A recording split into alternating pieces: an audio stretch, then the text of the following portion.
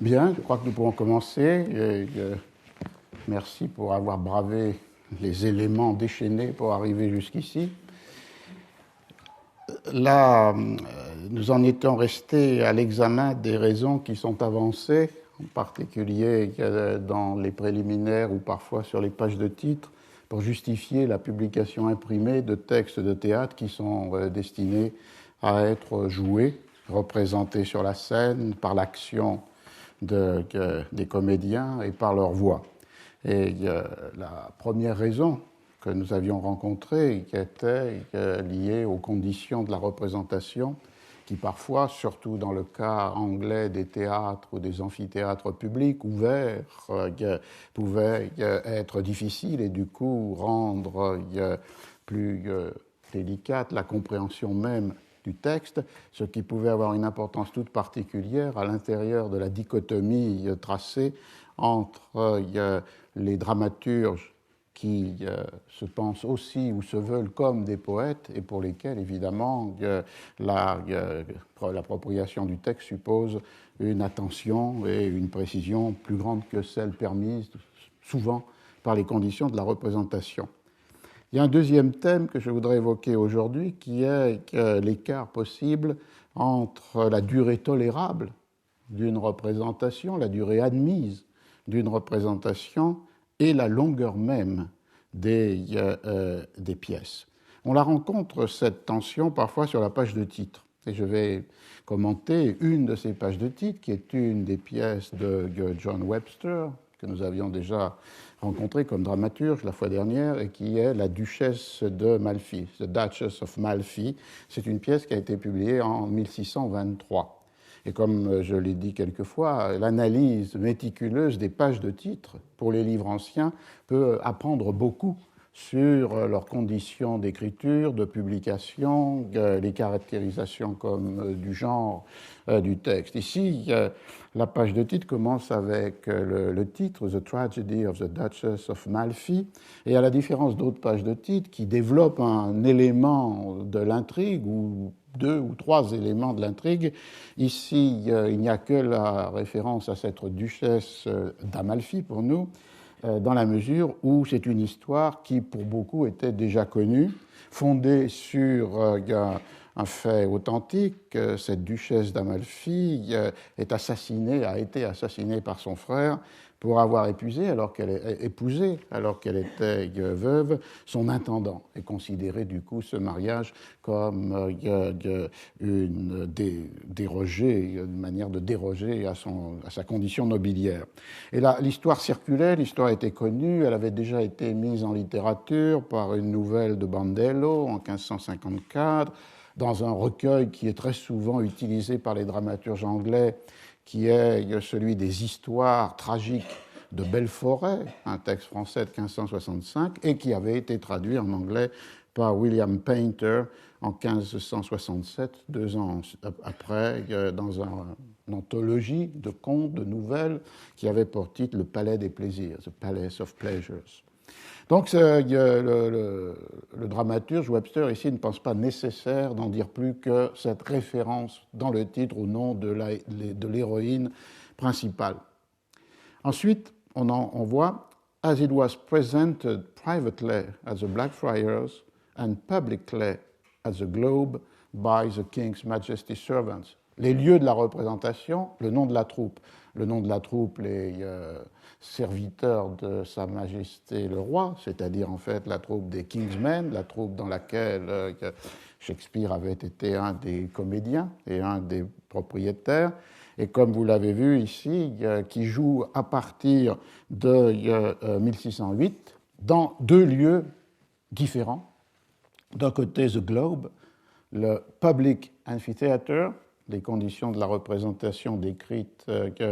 à travers les témoignages des visiteurs à Londres, et puis d'autre part, privately, dans le Private Hall des Blackfriars, couvent qui avait été réutilisé pour le théâtre pendant les années 1600-1608, utilisé par les compagnies d'enfants, et à partir de 1608, qui devient aussi un des deux lieux pour les représentations de des pièces jouées par la compagnie des comédiens du roi, ce qui implique évidemment qu'il y ait des dispositifs scéniques différents dans ces deux lieux différents où tout s'opposait, comme j'avais essayé de le dire la fois dernière, la taille du public, le fait qu'il est assis ou debout, les conditions mêmes de la représentation pendant la journée, ou bien aussi pendant la journée, mais avec des chandelles, et puis une possibilité de mise en scène différente sur une scène proche du théâtre à l'italienne, où le public est assis face à la scène, et puis ici dans le Blackfriars, ce qui est le cas, mais de l'autre côté, dans le théâtre du Globe, c'est la scène qui avance au milieu des spectateurs debout sur le yard, sur l'arène. Le point important pour nous aujourd'hui, dans cette page de titre, c'est ce qui vient ensuite, The perfect and exact copy, la copie parfaite et exacte, with diverse things, avec différentes choses, printed, imprimées, that the length of the play would not bear in the presentment, que la longueur de la pièce ne supporterait pas dans la représentation. C'est-à-dire qu'ici, on voit qu'on part d'un lieu commun de ces pages de titre, des exact and perfect copy, c'est-à-dire une insistance sur l'autorité et l'authenticité du manuscrit utilisé pour l'impression, quel que soit ce manuscrit, mais que le terme de exact ou de perfect est précisé par le fait que ici, ce qui va être donné à lire est plus que ce qui a été donné à voir et à entendre, dans la mesure où la longueur du texte imprimé excède ce que peut supporter la longueur de la représentation, désignée ici comme the presentment, ce qui est présenté au public. Ensuite, on a, comme dans toutes les pièces de Webster, written by John Webster, puisque vous vous souvenez que Webster appartient ou se place lui-même dans cette famille de dramaturges qui se considèrent comme des poètes et qui donc lient étroitement l'authenticité et l'autorité du texte avec le nom propre du créateur. Et il termine, comme souvent sur les pages de texte des pièces de Webster, par une citation latine d'Horace, d'ailleurs tronquée, qui, si on la prend dans son entier, dit « S'il vous est arrivé de trouver meilleur précepte que ceci, faites-m'en part, brillant esprit, sinon utilisez ces derniers. » Et la connivence entre le lecteur lettré et le dramaturge poète est créée par le fait que cette citation est seulement avec quelques mots, comme si elle allait nécessairement évoquer chez le lecteur un souvenir de Sententia, un souvenir de lieu commun qui allait lui faire remplir les blancs de la citation. Et puis, comme souvent, en bas, Londres, imprimé par Nicolas Hawkes pour John Watterson et vendu au signe de la couronne au cimetière de Saint-Paul, 1623, la distinction fondamentale pour la publication des pièces, mais pas seulement des pièces, entre le libraire-éditeur, celui qui a investi de l'argent pour la publication, dans ce cas John Watterson, et d'autre part l'imprimeur auquel il a commissionné l'impression des exemplaires, Nicolas Hawkes. Et aussi toujours cette formule, are to be sold, sont vendus dans la boutique du libraire-imprimeur. Et comme je le disais, c'est à la fois une adresse peut-être pour certains lecteurs qui pourraient rencontrer ces pages de titres utilisées comme placards publicitaires, mais aussi pour d'autres libraires qui seraient des libraires détaillants qui savent ainsi où il faut s'approvisionner s'ils veulent vendre cette pièce de Webster. Alors, ce qui est posé par cette page de titre, c'est l'idée qu'il y a une longueur de la représentation qui est supportable. Si elle est excédée, would not bear in the presentment. La pièce ne pourrait pas être entièrement donnée dans la représentation. C'est à partir de cette donnée qu'on peut réfléchir sur la question de la durée même des représentations. C'est un thème qui a été abordé par Stephen Orgel, plus récemment dans un livre de Lucas Hearn, Shakespeare comme dramaturge littéraire, Shakespeare as a Literary Dramatist, un livre de 2003. Ce qu'on peut rencontrer, c'est dans les pièces elles-mêmes des indications sur la durée supportable, idéale. Et cette durée, lorsqu'on la rencontre désignée à l'intérieur même des textes, est toujours de 2 heures. C'est le cas, par exemple, dans Roméo et Juliette, où il est question des 2 hours traffic on our stage, 2 heures d'action sur notre scène.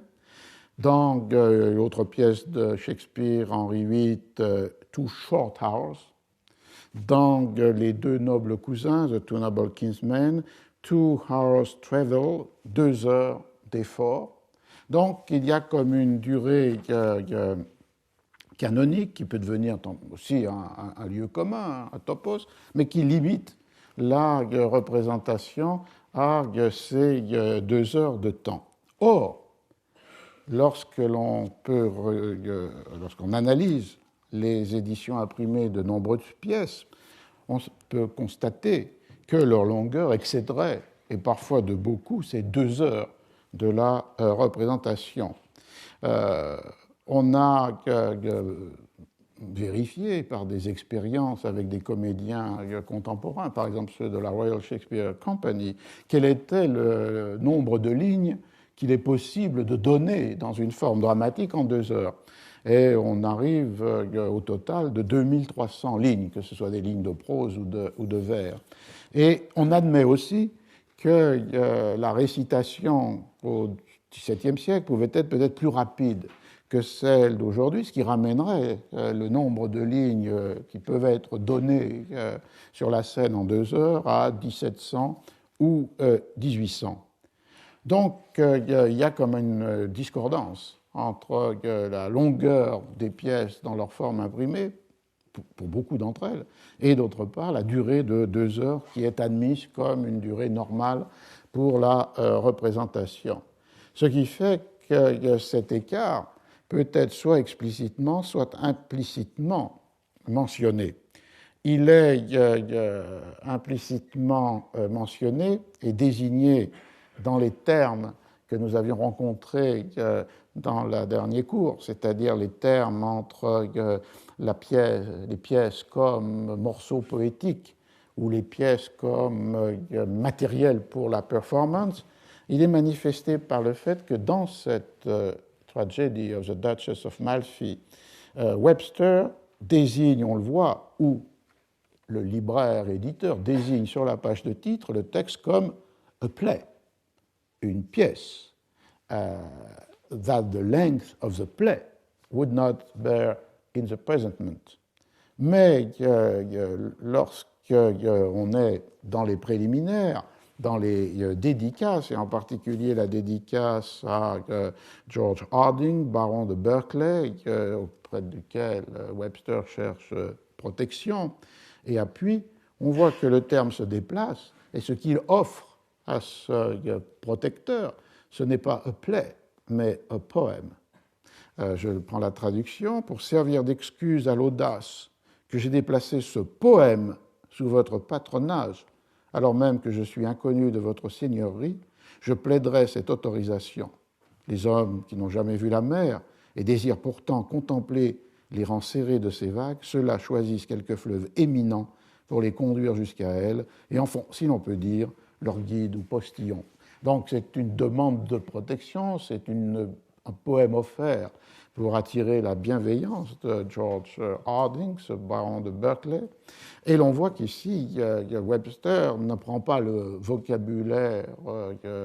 canonique des pages de titre, a play, mais désigne le texte de la duchesse de Malfi comme un poème. Et il revient un peu plus loin. Je veux croire que cet ouvrage n'est pas indigne d'être parcouru par votre honneur, car grâce à des poèmes tels que celui-ci, des poètes ont été admis à baiser la main des grands princes et ont obtenu que leur regard se pose encore sur leurs pages ouvertes, alors même que ces poètes étaient depuis longtemps enfermés dans leur linceul. Et on voit que la qualification de poésie renvoie à la fois à une donnée qu'on pourrait dire sociale, c'est le fait que c'est un présent plus digne qu'une pièce pour être offerte à un aristocrate. Et j'avais rappelé comment, lorsque Bodley constitue sa bibliothèque, qui devient la Bodleian Library aujourd'hui, les pièces de théâtre en sont exclues, comme s'il s'agissait d'un genre bas par rapport à la poésie, qui est un genre élevé et noble. Et d'autre part, on voit ici que c'est par la poésie que l'immortalité de l'écrivain peut être assurée du dramaturge, et non pas par l'éphémère des représentations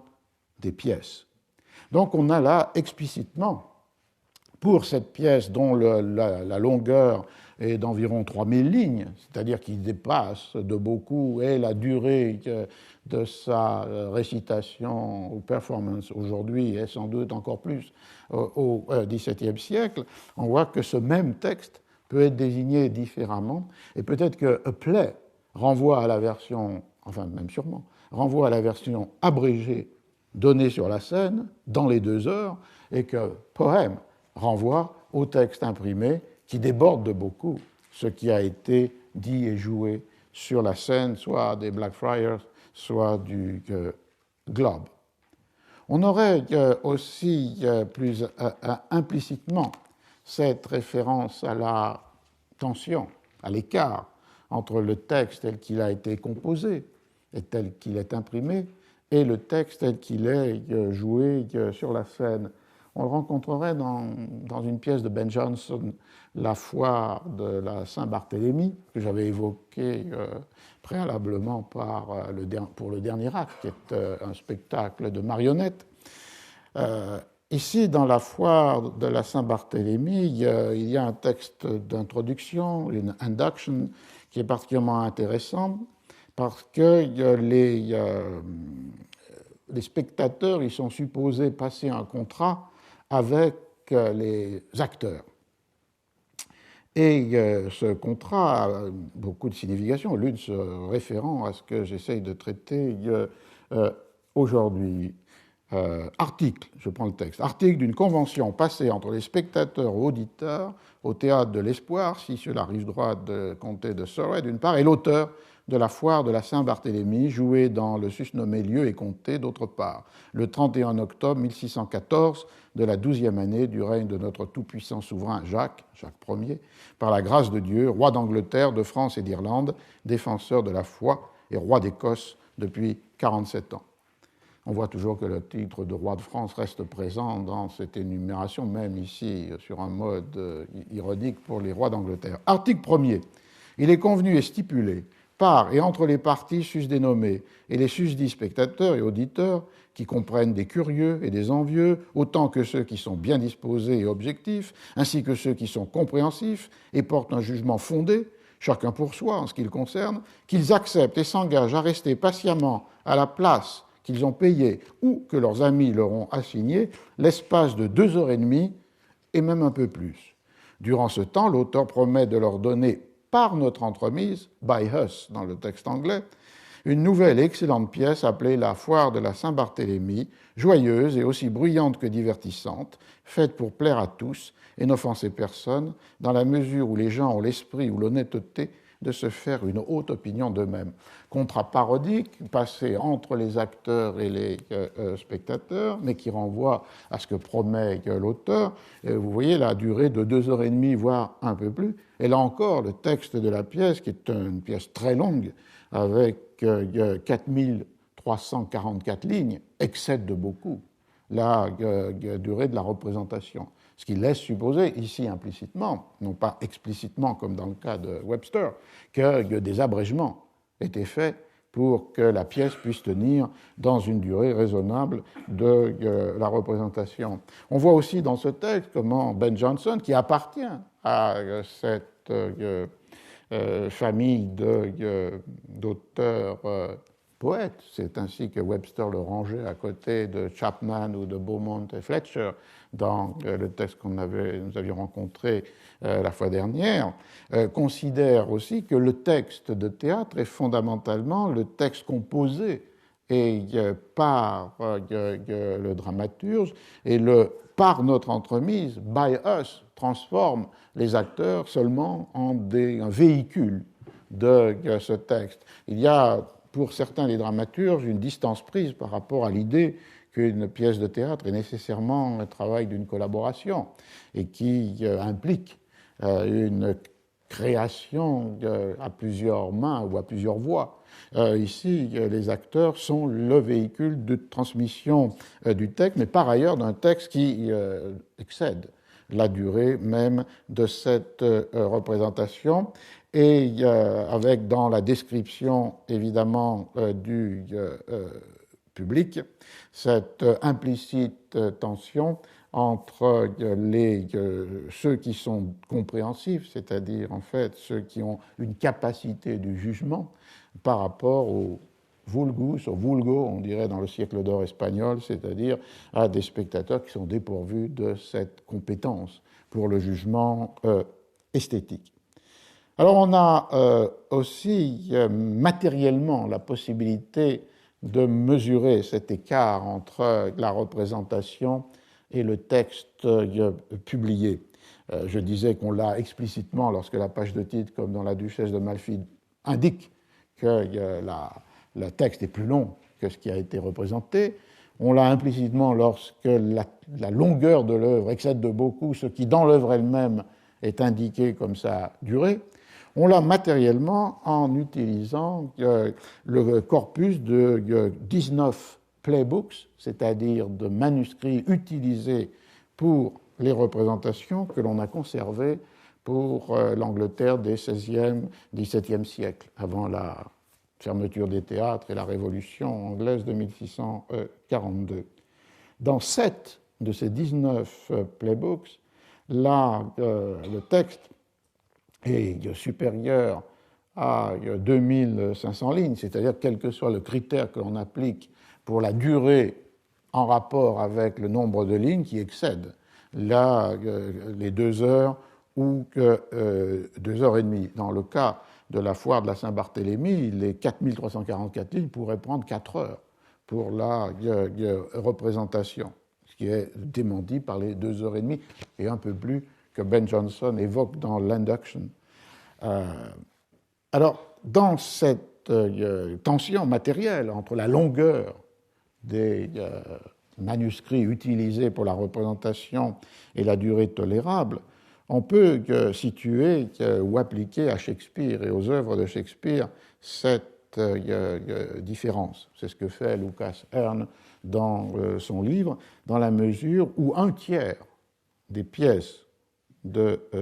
Shakespeare ont plus de 3000 lignes. Et on voit donc là qu'elles excèdent les durées, quel que soit finalement le nombre de lignes auxquelles on se tient, que ce soit les 2300 qui peuvent être lus donnés par des comédiens aujourd'hui, ou bien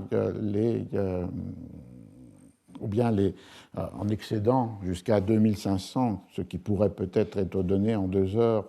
et demie. Alors cette longueur excessive des pièces shakespeariennes posait à la fois une question et un problème, parce qu'elle laisse entendre que le texte qui est donné à lire n'a pas été entièrement entendu ou vu par les spectateurs, et que donc les éditions imprimées ne sont pas simplement une archive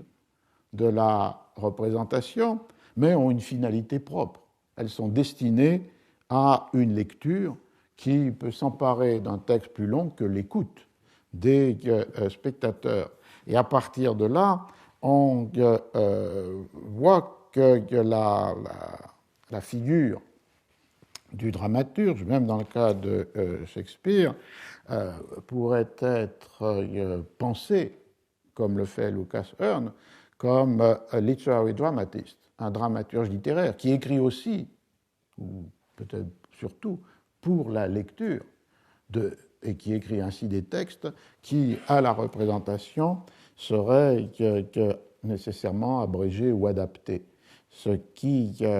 ferait basculer dans ce cas-là Shakespeare du côté des dramaturges poètes et qui mettrait en question la dichotomie que j'avais établie, suivant Webster, entre les company-men, ceux qui écrivent pour les troupes, et d'autre part les dramaturges érudits et lettrés qui se pensent, se présentent comme des poète. Et du coup, on voit que la mention que l'on peut penser parfois comme purement répétitive et dénuée d'un grand sens, la texte a été imprimé selon The True Original Copies, qui est ce que l'on lit sur la page de titre du folio de 1623, The True Original Copies, a peut-être plus de sens qu'une pure pétition de référence à l'autorité ou à l'authenticité du texte et peut renvoyer au fait que le texte qui est publié est le texte tel qu'il a été composé, même si l'impression n'a pas été faite à partir d'un manuscrit d'auteur, par rapport donc à un texte qui ne serait pas authentique, qui ne serait pas true, et qui ne serait pas original, parce qu'il aurait été révisé et abrégé pour la représentation dans et par la troupe. On voit que là, on a une clé intéressante, à la fois pour comprendre pourquoi, pour la même pièce de Shakespeare, on peut avoir des éditions imprimées qui sont, le cas paroxystique étant Hamlet, le double dans un cas du texte donné par l'autre. Le deuxième quarto d'Hamlet de 1604-1605 est pratiquement le double en longueur du premier quarto de 1603. Et une des hypothèses raisonnables pour rendre compte de cet écart, c'est le fait que le premier quarto peut être un résultat d'une adaptation, abrégement, révision par une troupe qui l'aurait joué, et l'hypothèse d'une reconstruction mémorielle du texte à discuter, mais aussi peut-être admise par certains. Donc on aurait un texte court qui renverrait à l'abrégement pour la scène, et le deuxième quarto serait a true original copy, c'est-à-dire un texte qui respecterait ce que Shakespeare avait écrit dans sa totalité, et qui effectivement, lorsque est donné entièrement, même aujourd'hui, peut durer 4 heures. C'est ce qu'a fait, par exemple, beaucoup de metteurs en scène, ou dans le film de Kenneth Branagh, la durée dépasse de beaucoup les 2 heures, 2 heures et demie de ce qui est possible. Ce qui pose évidemment la question de pourquoi un dramaturge a écrit un texte plus long que celui qui, de toute façon, pourra être représenté. Et c'est une manière d'inclure Shakespeare dans la conscience qu'on a rencontrée avec Webster de la différence entre the play et the poem, et de réviser une perspective selon laquelle Shakespeare n'a pas d'intérêt pour l'édition imprimée de ses textes, sauf les poèmes, Vénus et Adonis ou le viol de Lucrèce, et est un homme de la troupe, dont il est shareholder, propriétaire, dramaturge et aussi acteur. Ce qui fait que l'on attribuerait, dans cette perspective, une conscience de la distinction entre le poème et la pièce chez Shakespeare lui-même, et de cette manière-là de construire peut-être une relation entre le dramaturge et l'édition de ces textes plus serrée que ce que l'on dit ordinairement sur cette négligence ou ce désintérêt de Shakespeare pour la publication. Il est vrai que le texte, de toute façon, appartient à la troupe, et il est vrai aussi qu'il ne semble pas que Shakespeare soit intervenu à aucun moment dans le processus de publication des textes. Mais ceci n'est peut-être pas, à suivre Lucas Hearn, une raison suffisante pour ne pas le rapprocher de la conscience théâtrale partagée par des auteurs comme Webster ou comme Ben Jonson, et marquant cette distinction de la pièce et du poème. On a donc là une deuxième raison de la justification de la publication, qui serait celle de restituer un texte qui, de toute façon, ne pouvait pas être donné en son entier sur la scène. Il y a une troisième raison, qui est, si l'on rentre dans la perspective selon laquelle le texte de théâtre est un poème, il doit être saisi par son lecteur ou son auditeur dans sa double dimension, c'est-à-dire la dimension de ses beautés esthétiques et la dimension de ses leçons morales. On vient donc à un thème que j'avais traité l'année dernière, c'est-à-dire le fait que dans la composition même des pièces, la technique dominante de la lecture et de l'écriture à la Renaissance, c'est-à-dire la technique des lieux communs, est une donnée tout à fait fondamentale. Vous vous souvenez que, j'y reviendrai, mais que le lieu commun, c'est à la Renaissance ce qui est l'énoncé d'une vérité universelle à l'intérieur d'un texte et qui donc du coup doit être mémorisé ou copié et de toute façon réutilisé dans la propre composition du lecteur s'il passe à l'écriture. Et on avait vu l'année dernière qu'une des manières d'aider à la constitution de ces recueils de lieux communs qu'un lecteur lettré doit établir, dans lesquels il range thématiquement, dans des rubriques, ce qu'il extrait de ces lectures, redistribuant selon un ordre des thèmes et des topics ce qui était au fil des lectures découvert dans les livres lus comme lieux communs pour aider ce travail du lecteur. Les libraires éditeurs vont développer deux stratégies, l'une qui est de composer ou d'imprimer eux-mêmes des recueils de lieux communs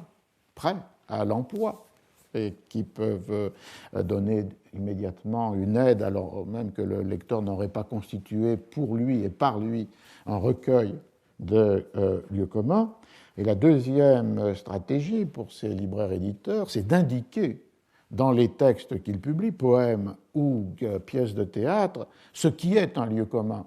Et ils peuvent le faire de différentes manières, soit en utilisant un caractère typographique qui est différent des caractères utilisés pour la publication du texte en son entier, soit de situer dans la marge une manicule, un petit pointing finger, un petit doigt qui marque le lieu commun. C'est un signe typographique très fréquent dans les éditions imprimées des XVIe, XVIIe siècles, pointing hand, pointing figure, petite main qui désigne une ligne, ou encore d'indiquer par des guillemets, mais jamais fermés, simplement au début de ligne, et qui sont plutôt d'ailleurs des virgules, deux virgules inversées, la présence du lieu commun. À partir de là, le lecteur peut transférer dans son cahier de lieu commun, avec plus de certitude, cette vérité universelle qui est énoncée par la ligne ou les lignes ainsi désignées. Et cette pratique typographique qui indique matériellement à la surface de la page le lieu commun, elle est dès le XVIe siècle, le début du XVIe siècle, chez certains imprimeurs italiens comme les Giunta à Florence. Elle va, à la fin du XVIIe, être employée très largement par un dramaturge, pour les œuvres d'un dramaturge français, Robert Garnier. Et puis, fin du XVIe, début XVIIe, elle est assez fréquente dans les éditions de poètes ou de pièces en Angleterre, et évidemment en particulier chez les poètes ou les dramaturges les plus lettrés comme Chapman ou Ben Jonson. Et du coup, on voit qu'une des raisons de la publication des pièces imprimées, c'est justement de rendre visible, perceptible, utilisable, ce qui est une des beautés à la fois morale et poétique du texte de théâtre et qui, à l'écoute, pourrait évidemment peut-être être perdu, surtout lorsqu'on pense à ces conditions de la représentation. Et c'est parce que les textes sont tissés à partir de cette technique des lieux communs que la publication imprimée devient nécessaire pour qu'il soit perceptible et mobilisable par les lecteurs. Un exemple que l'on pourrait prendre pour cette relation entre les lieux communs comme donnant un tissu de continuité à l'œuvre dramatique et d'autre part la publication imprimée permettant au lecteur de les saisir, c'est la pièce de Marlowe, Édouard II. Cette tragédie est tout à fait exemplaire pour montrer comment les lieux communs ils sont employés dans les deux sens dominants du XVIe, XVIIe siècle. Le premier sens, c'est que le lieu commun est déjà préexistant avant même d'être présent dans la pièce, c'est-à-dire qu'il est une citation. Et que donc là, c'est le dramaturge qui est en position d'avoir extrait de ces recueils de lieux communs, de son cahier ou recueil manuscrit de lieux communs ou bien d'un ouvrage imprimé qui rassemblait de façon en anthologie des lieux communs un certain nombre de citations. Et l'on voit que dans la pièce de Marlowe de très nombreux emplois de citations venant d'Ovide ou de Sénèque. Ovide, c'était l'auteur avec Virgile le plus souvent cité dans les recueils imprimés de lieux communs du XVIe et du XVIIe siècle, et que Sénèque, c'était l'auteur le plus souvent utilisé par les dramaturges, puisque, évidemment, il donnait un modèle de tragédie qui va être une matrice pour le théâtre anglais.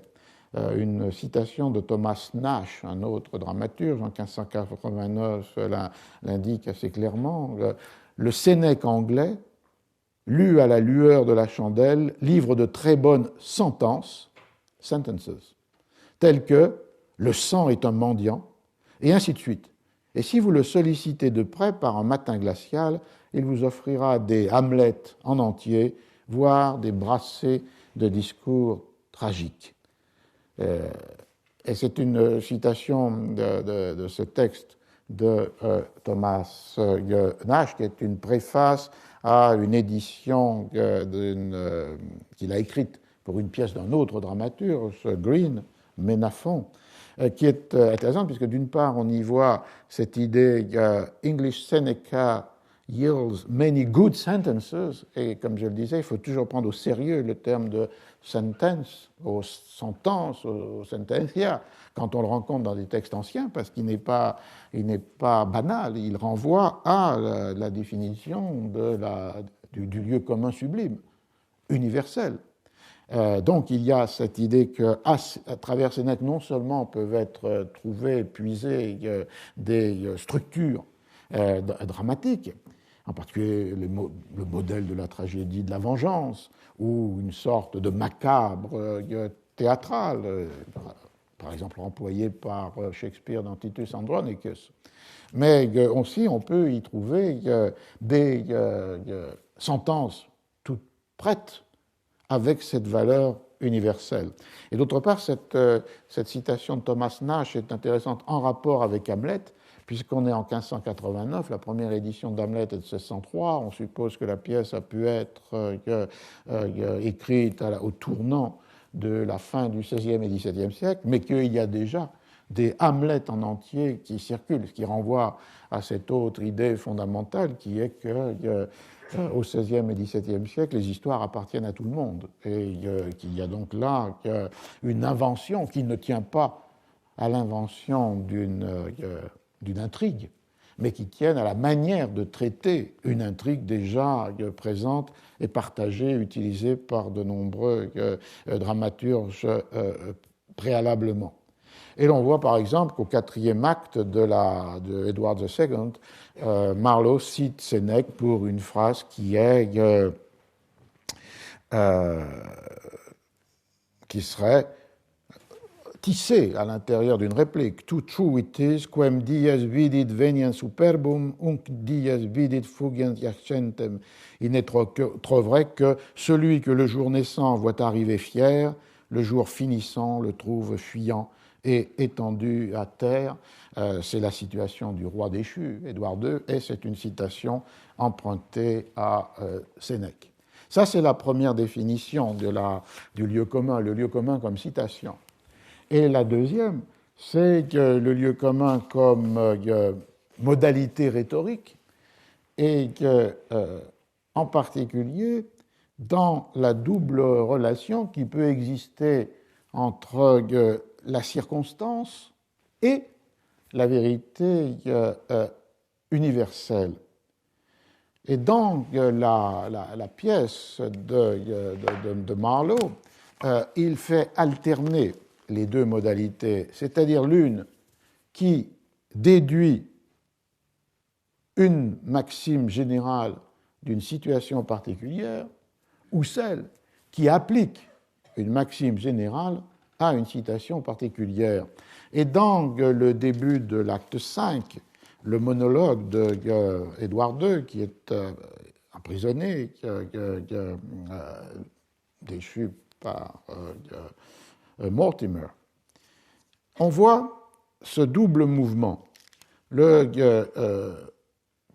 second mouvement, celui qui applique une vérité universelle à une situation particulière, elle apparaîtrait dans ces vers. Frappé, le cerf des bois se réfugie dans l'herbe qui guérit ses blessures. Mais lorsque la chair du lion impérial est mutilée, il l'arrache et la déchire de sa patte irritée et, altier, se moquant que la terre grossière s'abreuve de son sang, il monte dans les airs. Il en va ainsi de moi et de mon esprit invincible que l'ambitieux Mortimer et la reine contre nature, la perfide Isabelle, m'ayant ainsi muré et jeté en prison, voudraient assujettir, car d'effrénées passions s'accrochent à mon âme, qui m'entraîne souvent au plus haut des cieux sur les ailes de la rancune et du mépris. Donc le lieu commun ici est une vérité universelle, mais qui est pris par un exemple de la nature. Lorsque le lion est blessé, il s'abreuve de son sang, il se déchire lui-même et monte dans les airs, comme dit le texte, et du coup c'est ce que le roi déchu, emprisonné à Kenilworth, ressent pour lui-même, non pas comme un cerf qui cherche la guérison, mais comme un lion qui se déchire lui-même, ses effrénées passions s'accrochant à son âme et qui lui donne cette violence qui est celle du mépris et de la rancune contre ceux qui l'ont trahi. Donc on a un lieu commun appliqué à la situation. Et l'enchaînement se fait dans ce même monologue sur la figure inverse, c'est-à-dire la situation, la circonstance et l'énoncé de la vérité universelle qu'elle suggère. Pour porter contre d'eux ma plainte aux dieux, ça c'était la fin du début. Mais quand je me souviens que je suis roi, il me semble que je devrais me venger des affronts que Mortimer et Isabelle m'ont infligés, mais qu'en est-il des rois quand leur pourvoir n'est plus, des ombres parfaites dans un jour de soleil? Et on voit ici le fait de la situation, Mortimer qui l'a déchu, Isabelle qui l'a trahi, et le fait qu'à partir de ce constat sur sa condition, naît dans son discours cette vérité d'universel. But what are kings when regiment is gone, but perfect shadows in a sunshine day? Qui a été traduit ici, mais qu'en est-il des rois quand leur pouvoir n'est plus, des ombres parfaites dans un jour de soleil? Donc cette technique, évidemment, des lieux communs, ne peut qu'être évidemment saisie par l'attention donnée au texte et par cette lecture attentive du poème dans sa forme imprimée, alors que, évidemment, dans la forme de l'écoute, ces beautés pourraient passer inaperçues. Alors pour terminer cette première heure, on peut faire un pas de côté et voir que ce sont les raisons identiques qui, dans le cas de la publication des comedias dans l'Espagne du siècle d'or, sont avancées, avec cette idée que la comédia est faite pour être jouée, néanmoins elle est imprimée. Un exemple très frappant se rencontrerait dans les éditions imprimées des Comedias de Lope de Vega, et je prends comme exemple dans la quatrième parte en Espagne, les pièces de théâtre sont en général publiées soit sous la forme de pièces isolées, qu'on appellerait comedias sueltas, et d'autre part sous la forme de recueils avec une formule extrêmement stable qui est de rassembler 12 comedias dans la même édition imprimée, qu'elles appartiennent à des auteurs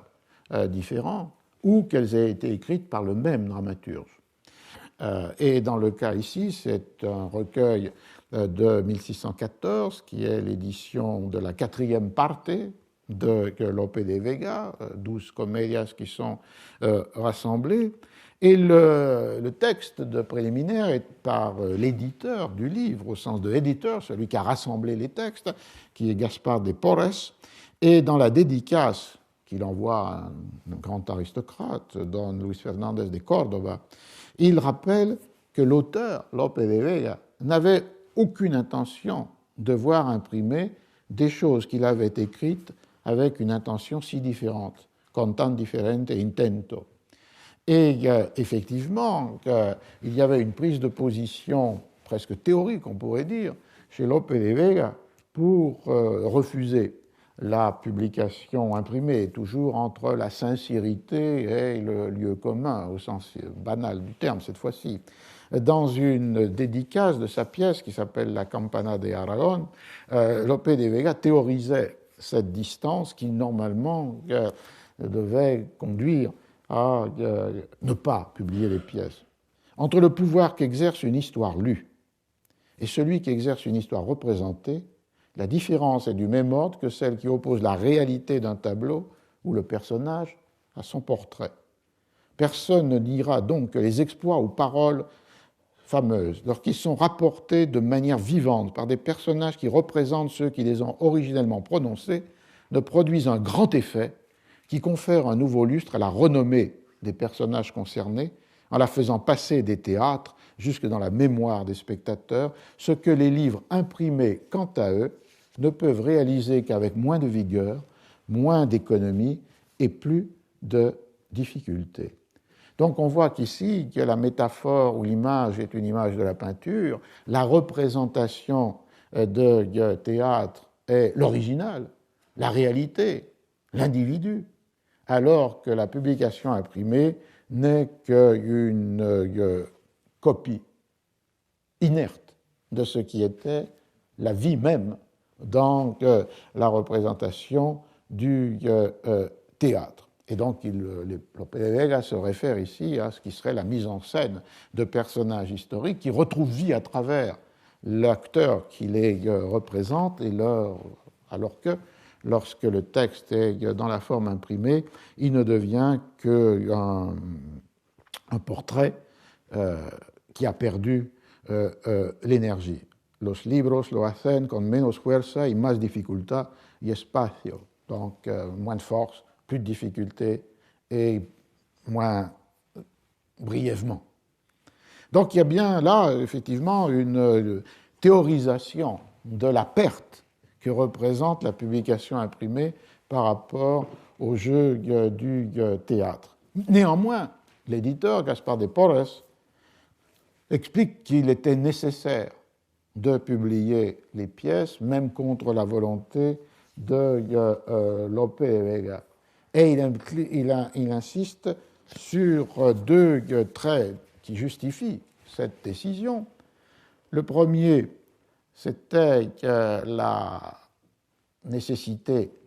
de rétablir le texte tel que le voulait Lope par rapport à des éditions corrompues, tan barbaras, c'est-à-dire, on peut le supposer, des textes dérobés, et Lope de Vega se plaint que certains de ces textes sont dérobés par ceux qui en mémorisent sinon la lettre, au moins la ton général, et qu'ensuite, transcrivant ce qu'ils ont mémorisé, ils vont en vendre à des libraires éditeurs le texte, mais qui se trouve à partir de là tout à fait dénaturé et corrompu. Et donc l'édition par Gaspar de Porres se réfère aux versions originales. Nous sommes dans le monde des true original copies, avec sacadas et sus originales. Donc il y a la nécessité de revenir au texte tel que l'a voulu l'auteur par rapport à la circulation de ces états corrompus de la pièce. Et j'avais mentionné comment Lope de Vega se plaint à la fois de la corruption des textes qui entraîne ce vol de la comédia, et d'autre part, il se plaignait aussi du vol de son nom, c'est-à-dire le fait d'utiliser son nom fameux pour la vente de comédias qu'il n'a jamais écrites. Et en particulier dans les partes, c'était une stratégie qui pouvait faire apparaître sur la page de titre le nom de Lope de Vega, alors que dans le livre lui-même, il n'y avait qu'une ou deux, ou pas du tout, de comédias qu'il aurait écrit. Et donc il y avait ce souci d'une authentification par la publication, par Lope de Vega lui-même, de la liste de ces comédias, et toutes celles qui ne portaient pas le titre qui était rencontré dans cette liste devaient être rejetées par le lecteur comme étant une supercherie, un vol de son nom. Il fait à deux reprises, en 1604 et 1618, dans son roman chrétien, El Peregrino en su patria, la liste des comédias qui sont authentiques. C'est la première raison. La deuxième raison, qui nous rapproche du thème d'aujourd'hui, c'est le fait que dans l'impression, le lecteur pourra apprécier la subtilité et la leçon des pièces de théâtre qui, dans les représentations des chorales, assez proches des représentations des public amphitheaters à Londres, pouvaient être perdues dans l'écoute. Voilà ce qu'écrit Porres. Ainsi, le lecteur découvrira dans ces 12 comédias quantité de matières sentencieuses et graves. Muchas cosas sentenciosas y graves. Donc le sentenciosas qui correspond strictement avec cette idée du lieu commun. Et bien des choses fines, toutes exprimées avec subtilité. Et même s'il est vrai que l'auteur les a écrites sans songer à se faire imprimer, et bien rapidement à cause des acteurs qui avaient si peu de temps pour apprendre leur rôle, on peut y reconnaître la richesse de son invention, bien contenue de tous. Donc c'est un texte intéressant, puisque d'une part, la justification de l'impression est référée avec ces cosas sentenciosas y graves, et d'autres qui sont agudas y sutilmente dichas, donc la perception de la beauté indissociablement esthétique et morale de la composition du texte, et d'autre part, comme on le voit, cette raison pour lesquelles Lope ne songeait pas à faire imprimer ces textes, la raison que l'on a dite préalablement, c'est-à-dire que l'imprimé est une copie inerte de ce qui est l'énergie vitale de la représentation, et d'autre part, cette idée que le rythme des représentations théâtrales, qui en Espagne est semblable à celui de Londres, avec une demande permanente de nouvelles pièces par les troupes, et donc le peu de temps qui était laissé à la fois pour apprendre les textes et en même temps la durée brève de leur représentation, ce qui est visé ici, donc le peu de temps qui était donné aux acteurs pour les étudier, créait une situation dans laquelle la publication n'était pas la destination de ces textes qui devaient être dont devaient s'emparer les acteurs. Et donc on a là une rhétorique qui permet de comprendre comment le théâtre peut être à la fois écrit à partir des différents sens des lieux communs, on l'a vu avec Marlowe, citation des anciens, amplification rhétorique, production de maximes universelles, mais comment il correspond aussi à un mode de relation avec le répertoire dramatique que l'édition imprimée va rendre possible, puisqu'il va objectiver le texte représenté. Le lecteur peut constamment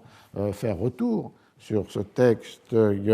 imprimé, et il peut en tirer profit, puisque si le théâtre est au plus bas dans la hiérarchie des genres, il est aussi un répertoire, une ressource pour la constitution des lieux communs. Et c'est ce qu'on voit d'ailleurs chez Lope de Vega, ce qui pourrait nuancer évidemment son refus ou sa réticence à la publication, puisque s'adressant à son fils dans une épître dédicatoire d'une autre comédia qui a pour titre Le Verdadero Amante, il s'adresse à son fils, et de ce texte, il reprend un thème si usé de la Renaissance et du XVIIe siècle, c'est-à-dire l'opposition entre les armes et les lettres, comme deux carrières possibles, la carrière militaire ou la carrière littéraire. Mais derrière littéraire, la carrière qui est celle des lettres, par exemple avec les emplois dans l'administration ou la justice. Et il imagine pour son fils peut-être le choix de cette carrière militaire, mais néanmoins, il lui donne des avis et conseils pour ce qui doit être ses lectures. Je vais d'abord lire le passage en espagnol et ensuite la traduction. Si no os inclinaredes a las letras humanas, de que tengáis pocos libros y esos selectos, y que les saquéis las sentencias sin dejar pasar cosa que leáis notable sin línea o margen. Si les lettres n'obtiennent pas votre faveur, c'est-à-dire que si il choisit la carrière militaire, ne conservez que peu de livres, pocos libros, mais bien choisis, selectos, dont vous tirerez les sentences, sacar las sentencias, sans jamais oublier de marquer par un soulignement ou un commentaire dans la marge, sin linea o margen, les choses qui, à la lecture, vous paraissent importantes. Cosas notables. Donc, c'est un conseil, mais qui est aussi une pratique de lecture face au texte lu. Lorsque le lecteur rencontre quelque chose de notable, il doit soit le souligner, soit indiquer dans la marge, au margen, une rubrique thématique qui va lui permettre ensuite de retrouver ce passage pour le transporter dans un cahier de lieux communs et de ranger cette sentence, cette maxime, cette citation, cet exemple dans l'ordre encyclopédique, thématique, topique des sujets qui sont ceux des cahiers de lieux communs. On voit donc que cette pratique de lecture qu'il conseille à son fils dans une épître dédicatoire d'une comédia peut être évidemment une justification chez lui de l'édition imprimée, ce qui créerait comme une sorte de distance par rapport à ce topos repris par Gaspar de Porres de l'intention ferme de Lope de ne pas voir imprimer ses comédias, et pourtant la nécessité de le faire pour lutter ou contrebalancer les éditions corrompues, et aussi pour rendre perceptible, utilisable et détectable dans les textes eux-mêmes les sentencias, les choses notables qui doivent être et mémorisées et transcrites. On peut donc en rester là pour cette première heure. Je vais prendre un exemple d'une troisième raison de la publication dans la deuxième heure, avec un exemple particulier qui nous ramènera à Hamlet et qui, dans cette fois-là, introduira une dimension chronologique entre le texte tel qu'il fut composé et publié dans sa première existence et tel qu'il est réemployé avec une distance temporelle importante, c'est-à-dire pendant, dans ce cas-là, la Restauration anglaise. On peut prendre 5 minutes, reprendre à 11h05 si vous le voulez.